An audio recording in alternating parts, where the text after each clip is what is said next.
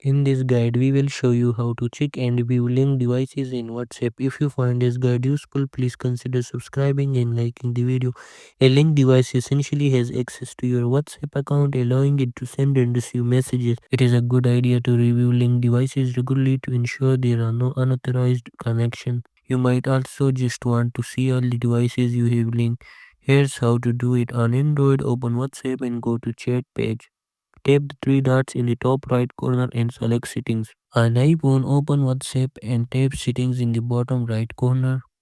Next, look for the link devices option located in the second section. Tap on it to view all the devices linked to your account. For example, you might see something like a Windows device using Google Chrome. You can type on any device to view more details and log it out if needed. It is that simple. Go through the list and remove any devices you don't recognize. If you found this guide useful and want to see more, please consider subscribing and liking the video. Thanks for watching.